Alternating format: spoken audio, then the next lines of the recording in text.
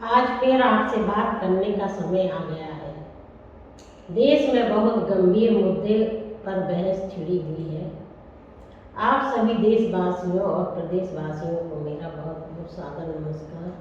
मैं एडवोकेट उमा महेंद्र भैया आप सबका इस वीडियो में स्वागत करती और अभिनंदन करती हूँ। वर्तमान समय में क्या चुनाव आयोग निष्पक्षता से काम कर रहा है?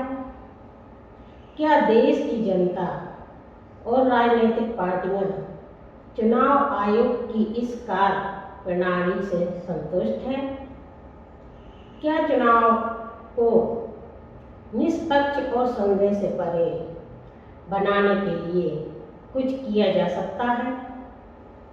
ऐसे ही कुछ सवालों को जवाब लेकर आई हूँ आपके बीच में और आपकी प्रतिक्रियाएं भी जानना चाहती हूँ कि क्या बेहतर हो सकता है।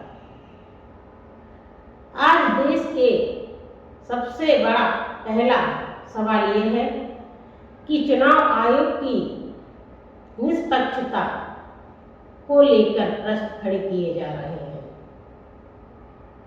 आज हाल ही में मध्य प्रदेश, छत्तीसगढ़, राजस्थान और तेलंगाना में विधानसभाओं के चुनाव हुए। इन चुनाव के संपन्न होने के बाद मतगणना में लगभग 15 से 20 दोनों का अंतर रखा गया। इन चुनावों को लेकर विभिन्न राजनीतिक दलों के प्रमुखों के द्वारा ईवीएम के संबंध में प्रश्न चिन्ह खड़े हुए हैं।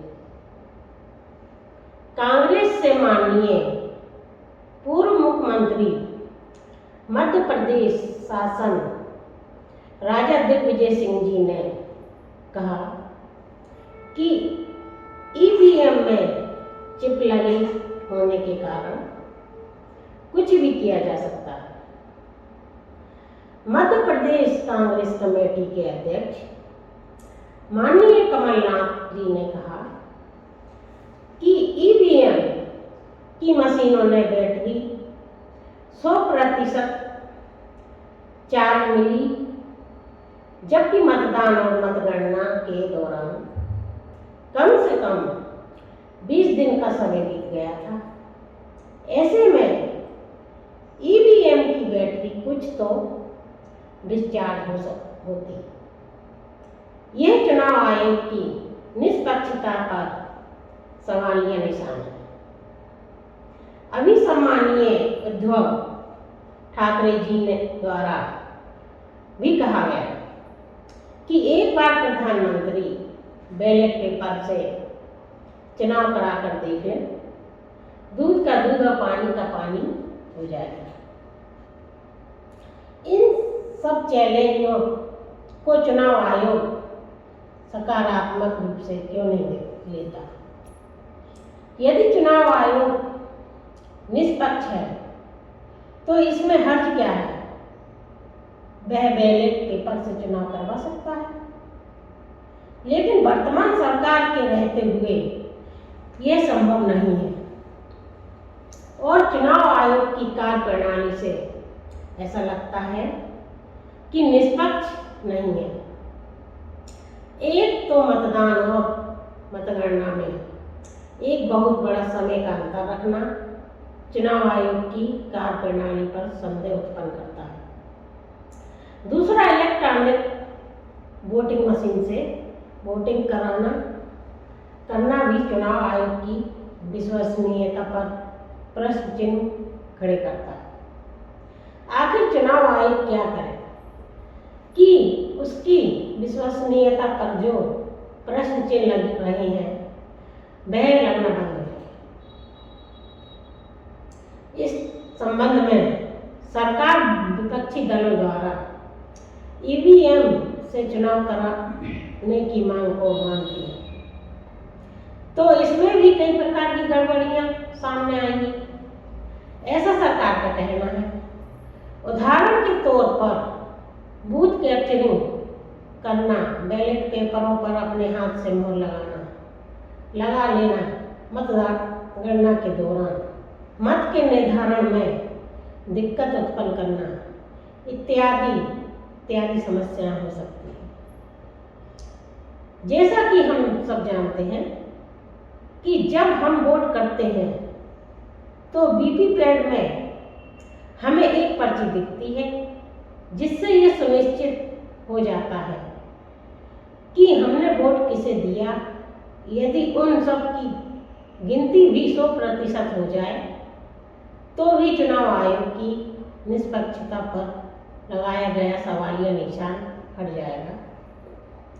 इसका सबसे बेहतर और अच्छा तरीका यह है कि चुनाव आयोग इन संदेहों से बचने के लिए मतदान स्थल पर ही उसी दिन मतगणना कराने का निर्णय करें।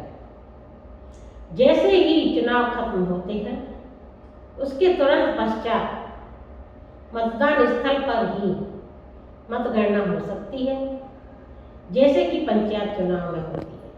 इससे चुनाव आयोग पर लग रहे संदेश तो दूर होंगे ही, 100% वीवीपैट की पर्चियां भी गिनी जाएंगी।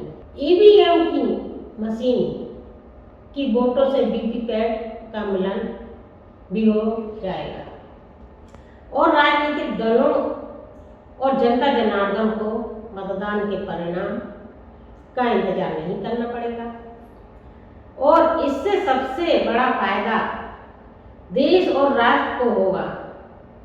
अरबों रुपए मतगणना में होने वाले खर्चे से बचा जा सकेगा। एक बात और मैं कहना चाहती हूँ, चुनाव आयोग स्वीप प्लान के माध्यम से मतदान प्रतिशत बढ़ाने का जो काम करता है, यह काम भी तत्काल बंद होना चाहिए।